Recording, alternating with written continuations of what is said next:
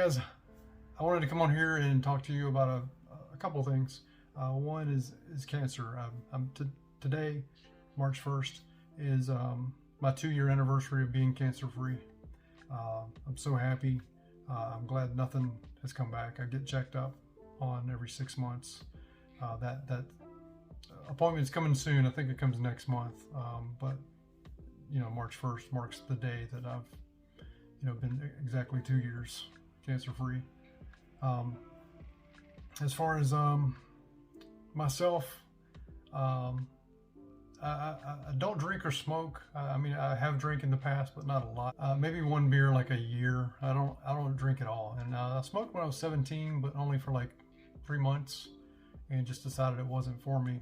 I don't do drugs. I smoked weed when I was a kid once, and it had no effect on me. Apparently, it was bad stuff. So I don't have a drug addiction either. So the only thing I can dial the cancer down to, as you can get cancer from anything, I know, but I did pest control for like 20 plus years. And immediately when I found out that I had it, it was on my bladder. The morning that I knew something was wrong, I went to the restroom and I peed blood. I went to my doctor. They found cancer on my bladder. It wasn't attached to anything. They were able to remove it, and it has not returned, thank God. But at that time, I was getting checked on every 3 months, and now we've moved to 6 months. So again, I get checked out next month, and I'll update you guys on that. I immediately started looking for a job. This is going to tie into gig work, which is DoorDash, etc. So it's basically telling you how I transitioned into what I do now. I immediately started looking for a job. I found DoorDash. Applied and got immediately accepted. Did it on the weekends just to try it out. It was weird. It was different. You gotta understand. I've had a W-2 all my life. I've worked 60 plus hours all my life. I'm older now. I'm 50. Time doing 60 plus hours a week takes a toll on you, especially when it's manual labor. You miss things like ball games for your kids. You miss time with your kids. You miss time with your family events. Vacations are slim to none. When you're on vacation, you're thinking about work. W-2 can really get in your head and screw with you, but that's not what this is. That's not primarily what this is about. This is about why I transitioned into gig work. I got cancer, found DoorDash, signed up with Grubhub. COVID hit. And my job with pest control was going in many apartments every month. I would be exposed to hundreds of people. So I made the decision to move on based on that and the fact of only thing I could think of is pest control caused me to have cancer. That's all I could get in my head. That's all I convinced myself of that. Like I said, I know you can get it from anything, but I was around pesticide a lot, and I wore PPE, which is protective equipment, the proper protective equipment. I wore it all. Anyway, regardless of how much you wear, stuff still gets on you, and you can't get the water to wash it off and stuff sometimes. So that very well could have been the problem. Anyway, I moved into gig work full time. I went full time into it, and I haven't looked back. I like the freedom of not having a boss. I like the freedom of being there when I need to for anybody that needs me. Mainly family, obviously. I like to be able to take off for a doctor's appointment, not have to get the third degree about, going to an appointment or, all these other things. I like not having a boss is the big key to this job. I've been in very toxic situations, pretty much every job I've had. I'm a pretty positive guy. I was in a negative place at one time, pretty bad, because that's all I was around. First marriage didn't go well.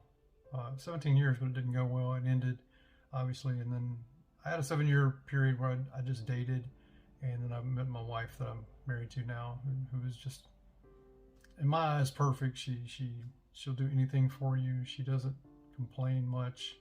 She she does everything for everyone else. So she's selfless, I guess is what I'm trying to say. She's just she's absolutely perfect. I have to tell her to do things for herself, and then I do things for her. Just because she'll never do it for herself. She puts everyone else first. So we're perfect together. She's a postal carrier. I've never not been the breadwinner. This is the first time I'm not making the most money in a marriage, and I'm cool with that. I'm fine with that. I wanted to make sure she was okay with it, and she was totally fine with it. She just cares about my health and wants me to not be stressed, which, I mean, I want her not to be stressed, but she works at the post office, so it can be stressful. But, you know, we have an agreement and understanding, and we love each other, so it works out. As you can see, if you watch my channel, or if you're new, you know, you can check it out. I make roughly between $550 to $700 every week. So I'm not hurting. You know, of course, there's taxes, there's car stuff you got to do, like gas and tune-ups and stuff like that. But don't ever let anybody tell you that gig work is not worth it. Because you know, after taxes and all that stuff, you can still make a good living off of it. I think this past year, I don't mind sharing it with you because we're all a community, a gig worker community. I made around $35,000 doing gig work. Now you take out the gas and car expenditures, that was about $9,000, I think, or maybe less. So I made about $26,000 before taxes. Now with her job, I'm able to continue to do this, and she's fine with that. So we make a good living. So it's kind of odd for me because I'm used to making $40,000 doing pest control. But you know, after taxes and everything, after you take out 33% on that, still it's close to the same. You know, just didn't have any wear and tear on your car is the only thing. But anyway, that's not what this is about. I just wanted to let you guys know why I do gig work, and that it was my 2-year anniversary for being free of cancer. Just a little video to share with everyone that may not have known, that just started subscribing. Really appreciate all of you guys that have been concerned and ask questions about how my wife is doing, how I'm doing. We all know she's got neck issues. She gets injections in her neck to help her with arthritis. So, you know, so I really do appreciate this community. I really do appreciate everyone that watches my video and spends a little bit of your time with me each day, just to, you know, check in and have a laugh on me, and you know, just be there for each other. That's why I always have positivity and community in my post. I get knocked about it by some people, but you know, it is what it is. Some people like negativity, and some people call it the real, you know, that they want to, you know, just be realistic. I think I'm being realistic by being positive. You don't have to be negative. There's enough negativity in the world as there is. You can always spin something into a positive, you know, most of the time. But anyway, just want to let y'all know that I appreciate each and every one of you. So if you're new to the channel, please subscribe, hit the notification bell. That way you can keep up with me if you want to, watch my content.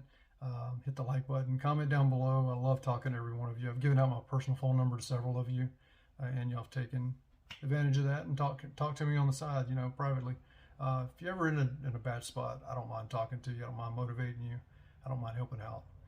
So just hit me up. Anyway, I hope you guys have a great day, and see you next time.